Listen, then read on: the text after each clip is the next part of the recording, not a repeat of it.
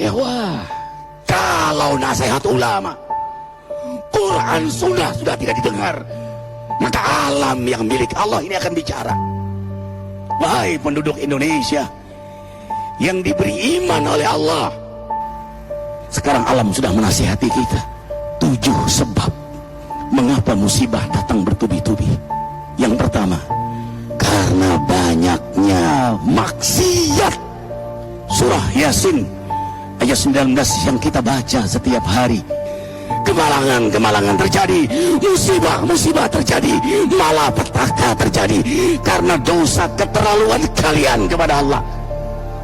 Yang kedua, karena banyaknya orang berbuat zalim. Dengarkan surah Qasas ayat 59. Kami tidak akan menghancurkan satu daerah kecuali para penduduknya banyak berbuat zalim.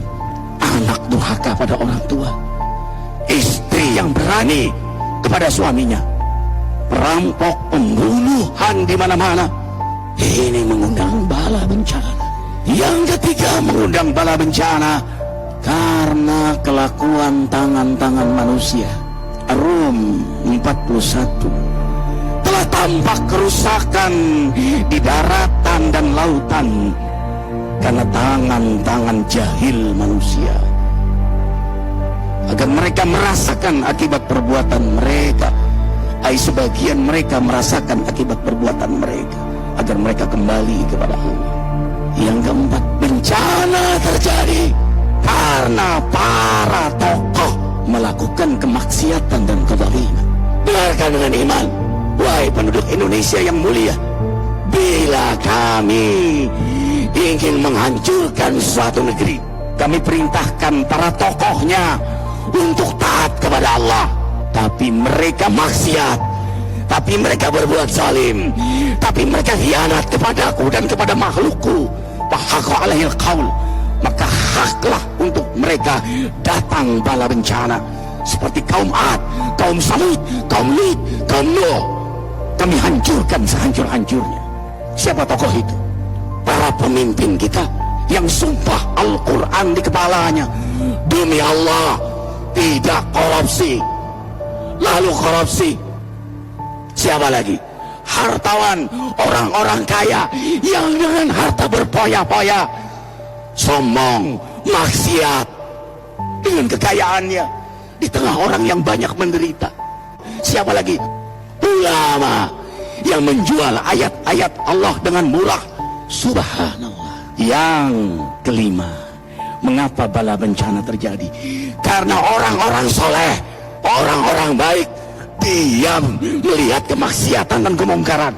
Surah Al-Anfal ayat 25. Takutlah kalian dengan musibah yang tidak hanya menimpa orang yang maksiat, orang yang berbuat zalim, tapi juga kalian orang-orang soleh. Maka masa bodoh dengan kemaksiatan bukanlah sikap seorang mukmin. Amar ma'ruf nahi munkar adalah amal cerdas. Yang keenam, justru karena rahmat Allah, karena peringatan yang Allah hadirkan agar hadir mahkamah kesadaran kita. Ikhwah, dengarkan dengan iman surah Al-Baqarah ayat 155, 156, 157. Kami pasti uji kalian dengan sesuatu yang buat kalian takut lapar, takut miskin, takut kematian. Tapi kabarkan berita gembira bagi hamba Allah yang sabar dari semua ujiannya, yang mereka berkata, sesungguhnya kami milik Allah dan sesungguhnya kami akan kembali kepada Allah. Yang terakhir, yang ketujuh, ada yang nanya, bagaimana yang maksiat yang selamat? Tenang-tenang saja. Yang berbuat zalim malah sukses. Di mana keadilannya? Allah Maha Adil. Dengarkan surah Hud ayat 15-16. Barang siapa mencari kesenangan dunia, lalu dia menghalalkan semua cara, apa kata Allah? Kami beri, tapi di akhirat tidak mendapatkan secuil pun kenikmatan, malah nikmat di dunianya menjadi bahan bakar azab untuk dirinya. Itulah istidrak. Lalu apa sikap kita sekarang?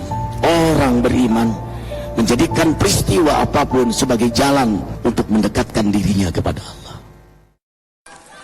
Ya Allah, buri Allah. Allahu Akbar. Allah. Astagfirullah. Allah, ya Allah.